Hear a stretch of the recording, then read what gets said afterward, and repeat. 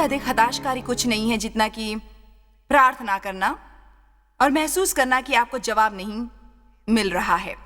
हमें प्रतीक्षा के बारे में पता है और हम प्रतीक्षा इत्यादि बातों के बारे में जानते हैं, पर आखिरकार हम महसूस करना चाहते हैं कि हमें स्पष्ट पता हो कि परमेश्वर हमारी प्रार्थनाएं सुन रहे हैं और हमें जवाब दे रहे हैं। आप में से कितने मानते हैं? उत्साहित होते और हमारा विश्वास बढ़ता जाता है। किसी चीज के लिए प्रार्थना करते हैं और हमें साफ जवाब दिखता है। मेरा मतलब, आपको पता होता है कि वे परमेश्वर हैं, इसलिए मैं प्रार्थना करने के लिए समर्पित हूं और मुझे विश्वास है कि आप में से बहुत से हैं, इसलिए मैं ये निश्चित करती हूं कि मैं ऐसे तरीके से करूं जो प्रभावशाली हो। मैं कम से कम एक ऐसे तरीके से प्रार्थना करूं जो निश्चित करे कि मुझे जवाब मिले और मैं किसी प्रकार से परमेश्वर के लिए रुकावट या बाधा न बनूं। प्रार्थना हमारे जीवन के लिए बहुत महत्वपूर्ण है और परमेश्वर के साथ हमारी चाल के लिए भी। मेरे विचार से कोई किताब पढ़ती या प्रार्थना का अध्ययन करती हूं वर्ष में कम से कम 4 बार। हमारे लिए जरूरी है लगातार प्रार्थना के बारे में सुनना और ये याद कराया जाना कि वे कितनी शक्तिशाली होती हैं और कितनी महत्वपूर्ण होती हैं। प्रार्थना करने का मतलब केवल मांगना होता है। परमेश्वर के साथ हमें कभी पूर्ण धारणा नहीं बनानी चाहिए क्योंकि वे असभ्यता होती है। हमें केवल मांगना चाहिए। मैं नहीं समझती कि प्रार्थना को कभी जटिल होना चाहिए। मैं ये नहीं मानती कि वे ऐसी होनी चाहिए जो कठिन या मुश्किल होनी चाहिए या जिससे हमें डरना चाहिए। मेरे विचार से आखिरकार आप शुरुआत में ऐसा कर सकते हैं।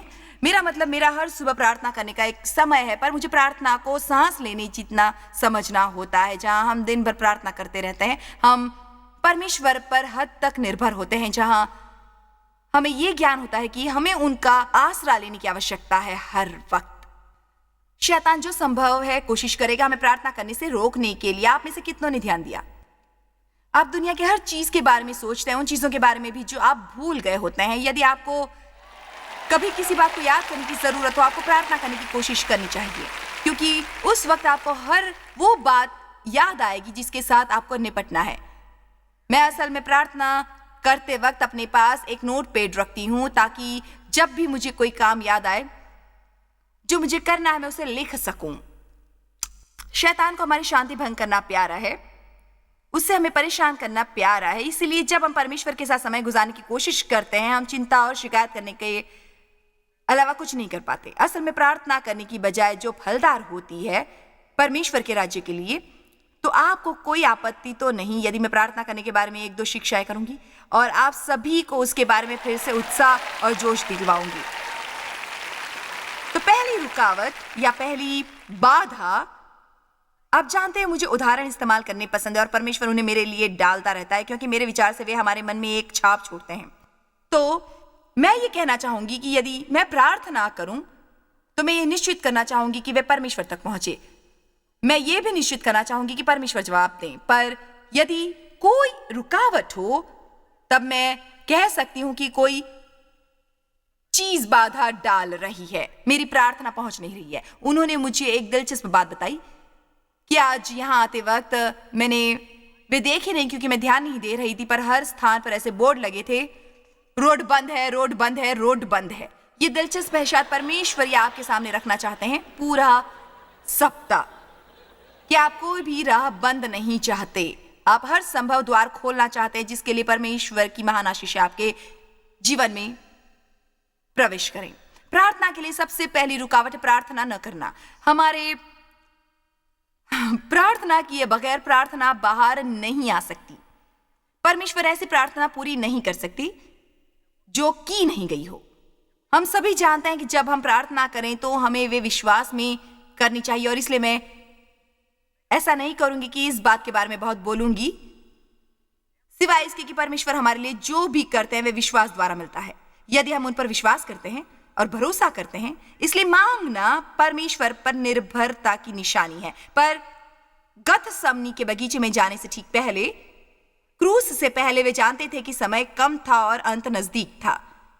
उन्होंने कुछ बातें कहीं अंतिम क्षणों में जो यूहन्ना की पुस्तक में दर्ज है और जो सभी मेरे विचार से वे सबसे महत्वपूर्ण बातें हैं जो वे हमारे लिए छोड़कर जाना चाहते थे। जैसे उन्होंने यूहन्ना 14 में कहा, मैं तुम्हें शांति दे जाता हूं, मैं अपनी शांति तुम्हें विरासत में दे जाता हूं। और मैंने भी ये सीखा है कि शांति हमारे जीवन की सबसे महत्वपूर्ण चीजों में से एक है। मैं ये कहती हूँ कि मेरे लिए जीवन जीने के लायक नहीं होगा यदि शांति नहीं होगी।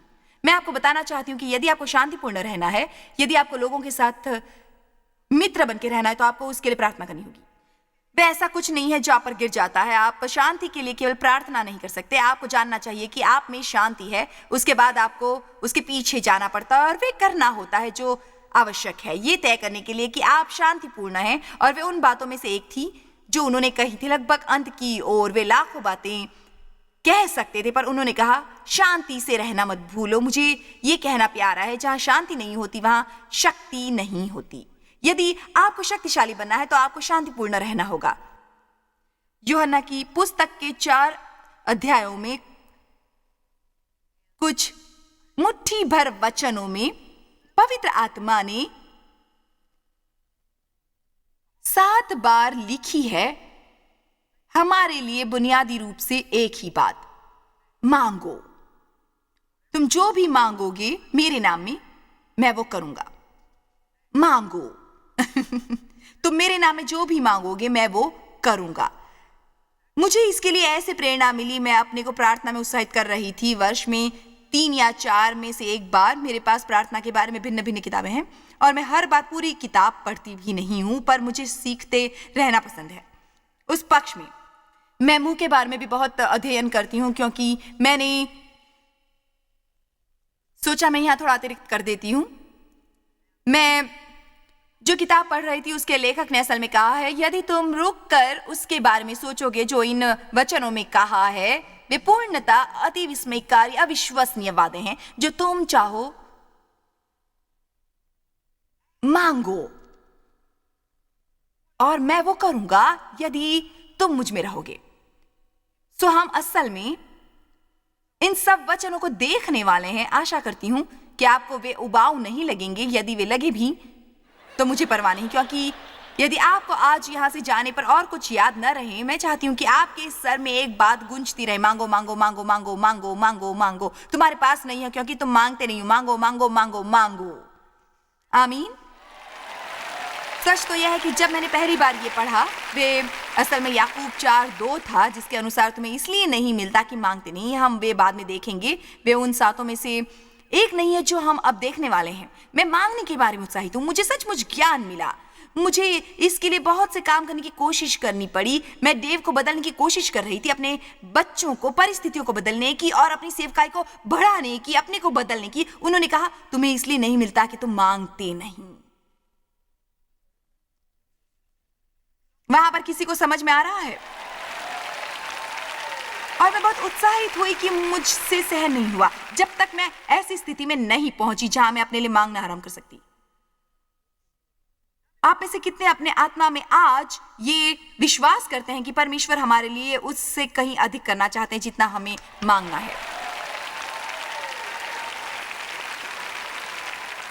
यदि परमेश्वर कुछ करना चाहते हैं तो वे करेंगे। नहीं, माना परमेश्वर सबसे शक्तिशाली हैं, वे जो चाहिए कर सकते हैं, पर उनका सामान्य काम का तरीका यह है कि किसी को प्रार्थना करनी पड़ती है, तब परमेश्वर काम करते हैं। वे जो चाहे सो कर सकते हैं। वे संप्रभु हैं। वे समय समय पर उस दायरे से बाहर भी करते हैं। पर मुझे विश्वास है कि आज मैं सेवकाई में हूं क्योंकि किसी ने मेरे लिए प्रार्थना की थी कि मैं उन चीजों से मुक्ति पाऊं जो मैं सहन कर रही थी। मैं नहीं जानती वे कौन था। मेरे एक नाना थे जो थोड़े गोल मटोल थे और वे हर वक्त अपनी हिलने वाली कुर्सी में बैठकर अपनी बाइबल पढ़ते थे। मुझे अपने नाना वॉटसन की याद दिलाते हैं। वे कुर्सी हिलाते और प्रार्थना करते, कुर्सी हिलाते और प्रार्थना करते, कुर्सी हिलाते और प्रार्थना करते। और जानते हो, मुझे विश्वास है कि वे मेरे लिए प्रार्थना करते थे।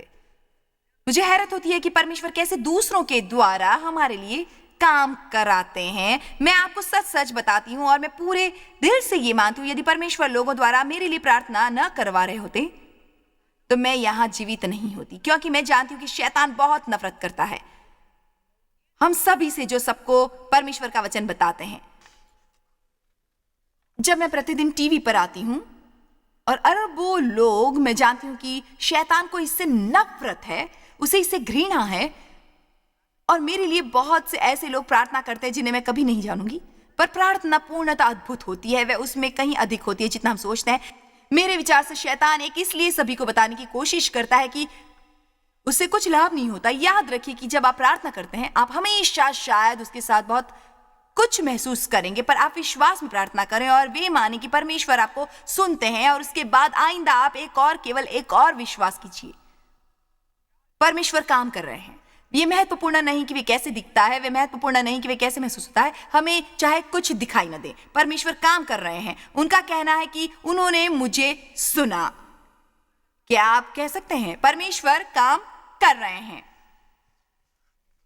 मैं निश्चित करना चाहती हूं कि आप एक ये बात सीख जाए, मैं मांगने वाला हूं और परमेश्वर काम कर रहे हैं। अच्छा, अब यूहन्ना 14:12 की ओर चलते हैं। मैं तुमसे सच सच कहता हूं, और मुझे इस तरह की भाषा प्यारी है। वे कह रहे हैं कि देखो, मैं बहुत गंभीरता से तुम्हें यह बात कहता हूं जो मुझ पर विश्वास रखता है, ये काम जो मैं करता हूं वो भी करेगा, वरन इससे भी बड़े काम करेगा, क्योंकि मैं पिता के पास जाता हूं। मैं जानती हूं कि मैंने बहुत बार सोचा था, पर मुझे वे बहुत से महान काम दिखाई नहीं देते। पर जानते हो, मुझे एक ये बात समझ आई कि आज हमें जो तकनीक उपलब्ध है उससे सुसमाचार का प्रचार करने वाले लोग 30 मिनटों में उससे अधिक लोगों तक पहुंच सकते हैं जितना यीशु पहुंचे थे अपनी 30 वर्षों की सेवकाई में। यह सचमुच उल्लेखनीय है। मैं कहूंगी कि यह विस्मयकारी है। यदि आज आपको अपने किसी मित्र की याद आई और आप उन्हें कुछ बताना चाहते हैं, प्रार्थना करना चाहते हैं, आप अपना फोन उठाकर फोन कर सकते हैं। यीशु ये नहीं करते थे, कई दिनों तक चलना पड़ता था। इसलिए मेरे विचार से हम अधिक महान काम कर रहे हैं और कई बार हम समझ नहीं पाते कि हम क्या कर रहे हैं। वे एक सचमुच मनुष्य के शरीर में थे और इस समय एक स्थान पर हो सकते थे।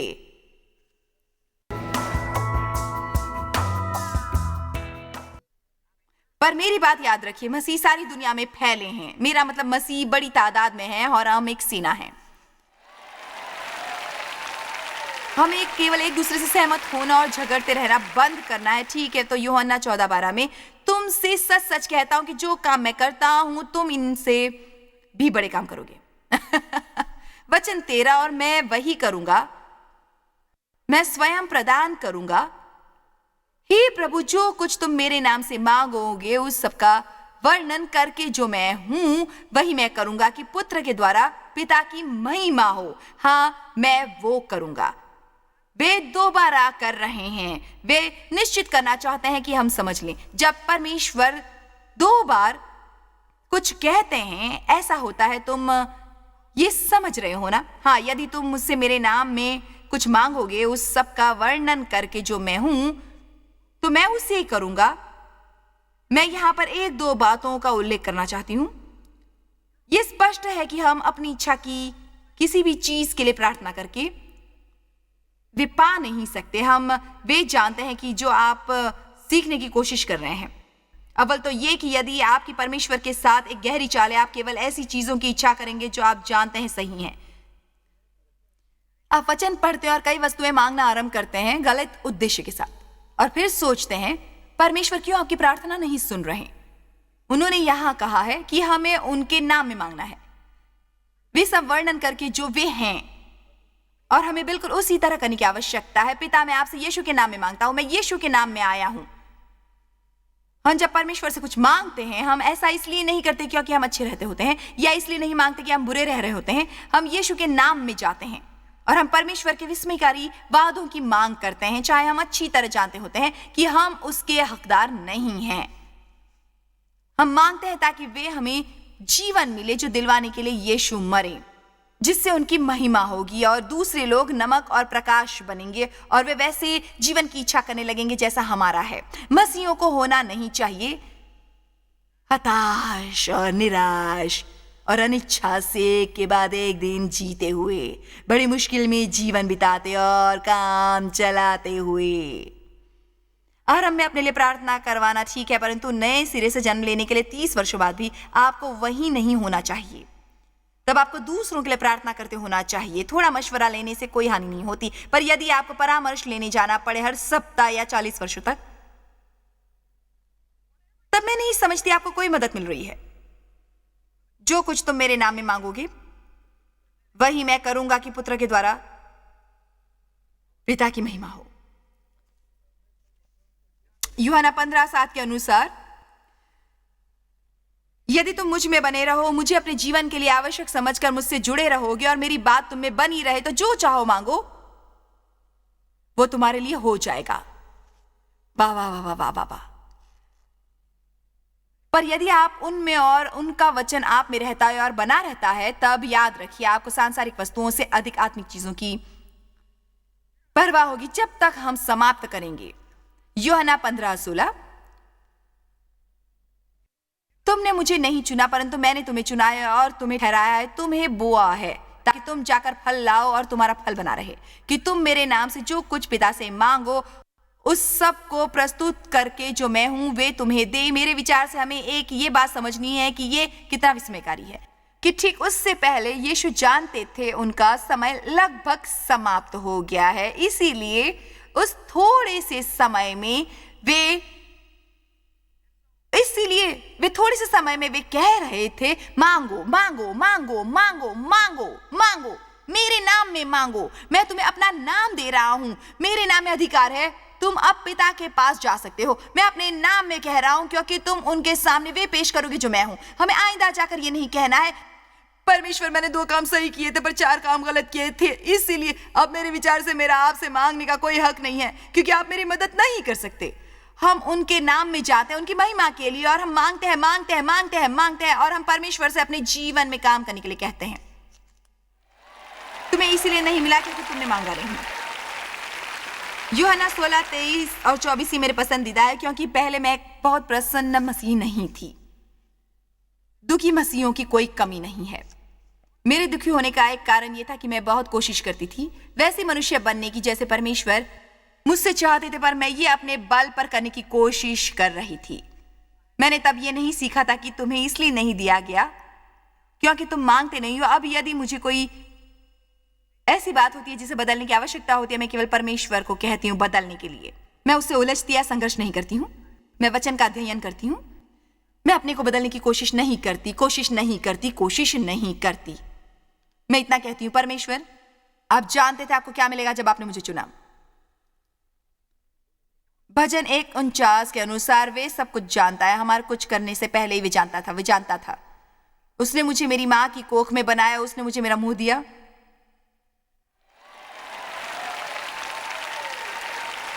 वह हर उस विचार को जानता था जो हमने कभी सोचे नहीं। मैं परमेश्वर के प्रति संवेदनशील हूं। जब मुझे मेरा कोई दोष बताते हैं, मैं बदलना चाहती हूं और उस पक्ष में अध्ययन करती हूँ। बहुत ध्यानपूर्वक मैं उस पक्ष में अध्ययन करती हूँ क्योंकि मैं जानती थी कि वे मेरा हिस्सा है, पर मैं अपने को बदल नहीं सकती। मैं कुछ समय के लिए अपने व्यवहार पर थोड़ा नियंत्रण करती हूँ, पर यदि हम में आंतरिक बदलाव न हो तब यह बहुत समय तक नहीं चलता। सो मैं एक बहुत प्रसन्न मसीह नहीं थी क्योंकि मैं मसीह बनने पर मेहनत कर रही थी। हमसे मसीह होने का आनंद लेने की अपेक्षा है, उस पर मेहनत करने की नहीं, अपने जीवन के प्रत्येक दिन। इसलिए मुझे यह वचन विशेष रूप से पसंद है क्योंकि वचन 23 में कहा है, उस दिन तुम मुझसे कुछ न पूछोगे, तुम्हें मुझसे कुछ पूछने की आवश्यकता नहीं होगी। मैं तुमसे सच सच कहता हूं, यदि पिता से कुछ मांगोगे वो मेरे नाम से तुम्हें देगा। तुम वे सब प्रस्तुत करोगे जो मैं हूं। वचन 24 देखिए, अब तक तुमने मेरे नाम से वे सब प्रस्तुत करके जो मैं हूं कुछ नहीं मांगा। मांगो तो पाओगे ताकि तुम्हारा आनंद पूरा हो जाए। मांगो तो पाओगे ताकि तुम्हारा आनंद पूरा हो जाए। मांगो तो पाओगे। आमीन। मैं अधिक प्रसन्न मनुष्य होती हूँ यदि मैं स्वयं वे करने की कोशिश नहीं करती। जैसे यदि मैं सोचूं देव में ऐसा कुछ है जिसे बदलने की आवश्यकता है, जानते हो, तब मैं परमेश्वर से प्रार्थना करती हूँ। मैं यही करती हूँ। इसलिए यदि मैं कुछ गलत कर रही हूँ तो मुझे क्षमा करें। मैं ये अहंकार में नहीं बोल रही, पर मुझे महसूस होता है कि देव में उस बात का बदलना जरूरी है। परमेश्वर, क्या आप उन्हें दोष बताएंगे? क्या आप उन पर काम करेंगे? क्या आप वो बदलाव लाएंगे? ऐसा करने के बाद मैं अपना काम करती हूँ और प्रसन्न रहने की कोशिश करती हूँ। मैं उन्हें बदलने की कोशिश नहीं करती। मैं उन्हें बदलने के लिए मनवाने की कोशिश नहीं करती। मैं क्रोधित होती हूँ, मुंह फुलाती, मैं उन्हें अपने पर रहम करने को कहती। परमेश्वर काम नहीं कर सकते जब हम ऐसा सलूक करते हैं। वे चाहते हैं कि हम मांगे ताकि वे काम कर सके। फिर आपके प्रसन्न न होने का कोई कारण नहीं होता।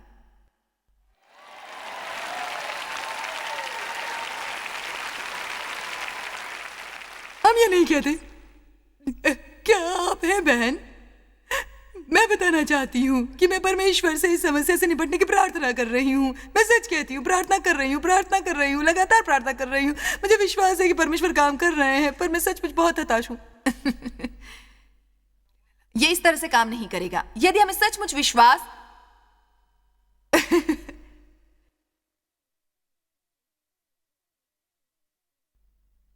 यदि आपको सचमुच विश्वास है,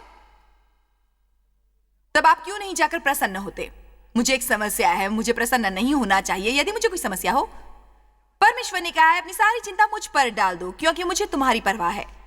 अपनी सारी चिंता, अपने सारे गम, अपने सारे दुख मुझ पर डाल दो। पर देखिए, शैतान हमें दोषी महसूस करवाने की कोशिश करता है जब हम समस्या में होते हैं। हम सोचते हैं हमें उसके बारे में सोचने की आवश्यकता है, हमें समझने की कोशिश और अपने उन मित्रों से पूछना चाहिए कि हम क्या करें जो हम नहीं जानते कि हमें क्या करना है। तुम ऐसी स्थिति में क्या करते? अच्छा होगा कि पहले आप ये देखें कि उनके जीवन कितने बुरे हाल में हैं। और यूहन्ना 16:26 ये 7वीं बार है। यूहन्ना 14 और 15 और 16 बाइबल के 3 अध्यायों में ये 7वीं बार है जब यीशु वही बात कहते हैं। उस दिन तुम मेरे नाम से मांगोगे और प्रार्थना करोगे, और मैं तुम्हें ये नहीं कहता कि मैं तुम्हारे लिए पिता से विनती करूंगा, क्योंकि उसकी आवश्यकता नहीं होगी। तुम मेरे नाम से कुछ भी मांग सकते हो, और तुम जो भी मांगोगे वो तुम्हारे लिए किया जाएगा। सो प्रार्थना पूरी न होने में पहली बाधा है प्रार्थना न करना। क्या यहां कोई ऐसा है जो वैसा है जैसी मैं हुआ करती थी? यानी मैं सब कुछ आजमा कर देखती और उसके बाद कहती अब मेरे विचार से केवल प्रार्थना करना बाकी है। सब करके देखा, कुछ काम नहीं कर रहा, मैं केवल प्रार्थना कर सकती हूं। अब क्या कोई सुन रहा है यहां पर? आप प्रार्थना से आरंभ करके अपने को बचा सकते हैं उस सर दर्द, दुख, चिंता भरे दिनों और अन्य सभी चीजों से, क्योंकि मेरे बगैर तुम कुछ नहीं कर सकते। आप जानते हैं कि सब प्रकार के लोग हमें टीवी पर देखते हैं, और आप में से कुछ शायद हर सप्ताह गिरजे जाते हैं, और आप गिरजे जाकर कुछ प्रार्थनाएं कर सकते हैं। कुछ ऐसी प्रार्थनाएं भी होंगी जो आप किसी किताब से पढ़ते होंगे। मैं उनकी अहमियत नहीं जानती, पर आपको यह निश्चित करना चाहिए कि वे आपके लिए कुछ अर्थ रखें, क्योंकि परमेश्वर दिलों के परमेश्वर हैं। आपको हर सुबह सबसे पहली बात यह कहनी चाहिए, परमेश्वर आज के दिन के लिए धन्यवाद। मैं जानता हूं आप मेरे लिए कुछ अच्छा करें, इसलिए कृपया मेरे साथ रहें और मेरी मदद करें। मेरा निवेदन है कि मैं पागल हुए बिना इन बच्चों की परवरिश कर सकूं। मेरी विनती है कि ट्रैफिक में गाड़ी चलाकर दफ्तर पहुंच सकूं क्रोधित हुए बिना, बुरा व्यवहार किए बिना। मेरी विनती है कि आज मैं अधिक ना खाऊं, क्योंकि आप जानते हैं मुझे ये करने का प्रलोभन होता है। मेरा परमेश्वर से निवेदन है, हमें विनती करते रहना चाहिए। मैंने अपने जीवन में ये देखा है कि यदि मैं अपने दिन की सही शुरुआत करूं तो बाकी का दिन कहीं बेहतर गुजरता है, और यदि मैं उसकी गलत शुरुआत करूं तो मुझे उसे गलत आरंभ करने के तरीके विजयी होना पड़ता है। इसलिए मैं आज आपको प्रोत्साहित करना चाहती हूं कि परमेश्वर के साथ समय बिताएं। आशा है कि ये शिक्षा आपको प्रार्थना करने के लिए प्रोत्साहित करेगी। हर चीज के बारे में प्रार्थना करें, आपके पास नहीं है क्योंकि आप मांगते नहीं हैं, और अपने प्रत्येक काम में परमेश्वर को सहयोगी बनाएं। याद रखिए, इस सब की शुरुआत मांगने से होती है। याकूब 4:2 के अनुसार तुम्हें इसलिए नहीं मिलता कि मांगते नहीं। परमेश्वर का अनुग्रह आप पर बना रहे।